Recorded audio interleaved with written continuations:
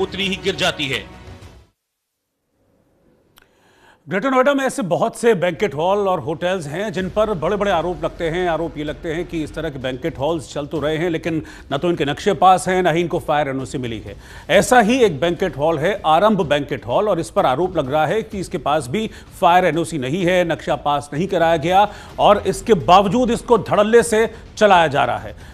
आरंभ banquet hall पर action कब होगा, इस तरह के बैंकेट हॉल पर एक्शन कब होगा, ये सवाल लगातार खड़े हो रहे हैं। आरोप यह है कि इस पर फायर एनओसी नहीं है, इसके पास जो जरूरी होता है नक्शा, जो कागजी कार्रवाई होनी चाहिए किसी भी होटल्स और बैंकेट हॉल को चलाने के लिए, वो पूरे नहीं हैं, नक्शा तक पास नहीं कराया गया है। अब बताया जा रहा है कि एक गांव की जो आबादी की जमीन है उस पर गलत तरीके से इस बैंकेट हॉल को बना दिया गया।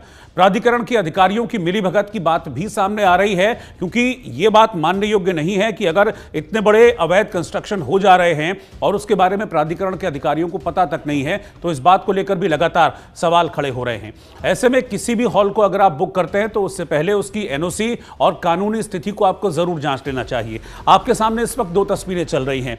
एक आरंभ बैंकेट हॉल है जिसकी तस्वीर आप देख रहे हैं, और ऐसे दर्जनों बैंकेट हॉल्स हैं जो आरोप यह है कि बिना जरूरी कागज के इनको चलाया जा रहा है, आबादी की जमीन पर चलाया जा रहा है, जबकि आबादी की जमीन पर आप कमर्शियल एक्टिविटी नहीं कर सकते। और आबादी की जमीन है, ऐसा मैं क्यों कह रहा हूं उसका भी प्रूफ मैं आपको एक सेकंड विंडो में दिखा रहा हूं। आप देखिएगा जो दूसरी विंडो चल रही है, इसमें यह अथॉरिटी का जो मैप है उससे ही लिया गया ये पूरा डेटा है, जिसमें यह साफ तौर पर दिख रहा है कि ये जो जमीन है जिस पर ये बैंकेट हॉल खड़ा हुआ है, इस पर विलेज आबादी लिखा हुआ है। ये देखिए सामने स्क्रीन पर विलेज आबादी, यानी कि इसका सीधा सीधा मतलब ये है कि ये आबादी की जमीन है और आबादी की जमीन पर इस तरह की कमर्शियल एक्टिविटीज नहीं चलाई जा सकती, और अगर ऐसा कुछ है तो इसके लिए ड्यू परमिशंस लेने की जरूरत है। तो सवाल यह है कि अगर अथॉरिटी के वेबसाइट पर इस चीज को दर्ज किया गया है, इस आंकड़े को दर्ज किया गया है, तो क्या अथॉरिटी के अधिकारियों को यह दिखता नहीं है कि इस तरीके से, ये फर्जी तरीके से इन बैंकेट हॉल्स को चलाया जा रहा है?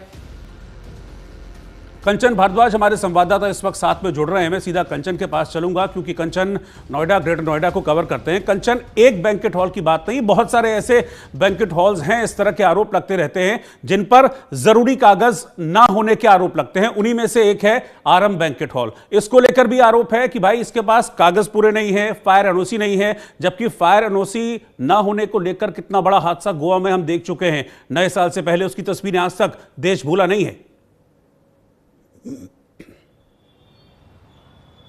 देखिए, ये जो पूरा मामला है ग्रेटर नोएडा के मिलक लच्छी गांव का है, जहां पर आबादी की ज़मीन पर ये आरंभ बैंकेट हॉल बना हुआ है।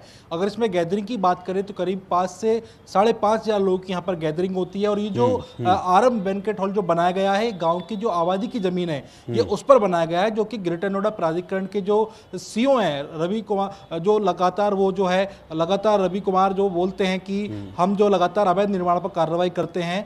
साथ ही उनका यह भी कहना है कि जो भी अतिक्रमण करता है उस खिलाफ लगातार करते हैं। लेकिन रवि कुमार एनजी जो कि नोएडा प्राधिकरण के सीईओ हैं, उनको ये देखना चाहिए कि जो उनके धरातल पर जो अधिकारी रहते हैं, अगर हम एएसएम की बात करें या फिर एसीओ की बात करें, कि आखिर वो इतनी बड़ी बिल्डिंग बनकर खड़ी हो गई मिलक लच्छी गांव में, जो कि गांव की आबादी की जमीन है, तो उस पर नजर उनकी क्यों नहीं गई। साथ ही जो ग्रेटर नोएडा प्राधिकरण के अधिकारी वो आए दिन प्रेस नोट जारी करते हैं कि हम अवैध अतिक्रमण के खिलाफ कार्रवाई कर रहे हैं। साथ ही इन पर आरोप ये भी है कि इनके पास कोई फायर एनओसी नहीं है, क्योंकि जिस तरीके से गोवा में कांड हुआ तो उसके बाद पता चला कि उसके पास पूरे मानक नहीं थे। तो ऐसे ही हाल इसका है, क्योंकि जिस तरीके से यहाँ पर जो लगातार शादी विवाह होते हैं और 5 से 5,500 की यहाँ पर गैदरिंग है, साथ ही इनके पास मानक पूरे नहीं है। इनके पास अगर हम उसकी बात करें मानक की, तो सबसे पहले जो फायर अगर एनओसी दी जाती है तो सबसे पहले वहाँ का रास्ता देखा जाता है। इनके पास में जो आरंभ बैंकेट हॉल जो बना हुआ है, ये इनके पास में एक अच्छा रास्ता तक नहीं है। वो नोएडा प्राधिकरण की जमीन में ही इन्होंने रास्ता बना रखा है, कारपेट बिछाए हुए हैं, वहीं से लोग निकलते बढ़ते हैं, तो कहा जा सकता है। साथ ही हमने खुद जो इसमें चीफ फायर ऑफिसर हैं प्रदीप कुमार, उनसे बात करने की कोशिश की, तो उनका कहना कि सिर्फ यही तक कि हम इसमें जांच करा रहे हैं, जो भी इसमें होगा हम उसके खिलाफ कार्रवाई करेंगे। लेकिन ये केवल जो कार्रवाई होती है कागजों तक की सीमित होती है। साथ ही जो ग्रेटर नोएडा प्राधिकरण के सीईओ रवि कुमार एनजी, वो लगातार ये कहते हैं कि हम अवैध अतिक्रमण के खिलाफ कार्रवाई करेंगे। लेकिन अब बड़ा सवाल ये है कि हमने इसकी खबर को चलाया है कि रवि कुमार जो इस पर क्या एक्शन लेते हैं, बड़ा सवाल अब ये है। जी बिल्कुल, क्योंकि इस तरह के जो अवैध निर्माण हैं, अवैध कंस्ट्रक्शंस हैं, जो लोगों की जान के लिए खतरा हो सकते हैं और जो नियमों को ताक पर रखकर चलाए जा रहे हैं, उनके खिलाफ न्यूज इंडिया लगातार इस तरह के अभियान चलाता रहता है। प्रशासन अपनी आंखें अगर मूंदे रहते हैं, अथॉरिटी आंखें मूंदे रहता है, तो न्यूज इंडिया चीजों को सामने लेकर आता है। तो ऐसे में हम कम से कम एक उम्मीद रखते हैं कि हम जिम्मेदार नागरिक होने के नाते अगर ये चीजें अथॉरिटी के सामने रख रहे हैं तो कम से कम उनकी जांच तो करवा ली जाए। कम से कम ये तो देख लिया जाए कि भाई ये ठीक है भी या नहीं, इसको फायर एनओसी मिली है या नहीं, जान से कहीं खिलवाड़ तो नहीं हो रहा है, नियमों का उल्लंघन तो नहीं हो रहा है। इतनी जिम्मेदारी तो बनती है ना अधिकारियों की, इतनी तो निभानी चाहिए उनको। देखिए बिल्कुल, अगर हम नोएडा, ग्रेटर नोएडा की बात करें तो करीब 40 से ज़्यादा ऐसे रेस्टोरेंट, बैंकेट, होटल ऐसे हैं जिनके पास फायर एनओसी नहीं है। साथ ही बड़ा सवाल ये कि कभी भी इनमें कोई घटना हो जाए, की घटना, तो आखिर जो गौतम बुद्ध नगर के मुख्य अग्निशमन अधिकारी हैं प्रदीप कुमार, वो इसका जवाब कैसे देंगे? उनका साफ तौर पर बस एक ही जवाब होता है कि हम इसमें जाँच करा रहे हैं। साथ ही अगर हमारी जो मुहिम है न्यूज इंडिया की लगातार जारी है, अगर कोई भी ऐसी जो बिना फायर एनओसी के चल रहे, बिना मानक के चल रहे हैं, बैंकेट हॉल चाहे होटल हो, अब उनके खिलाफ ये अभियान हमारा जारी रहेगा। जी ठीक है, आप मेरे साथ बने रहिएगा, मैं आपके पास वापस लौटूंगा कंचन, क्योंकि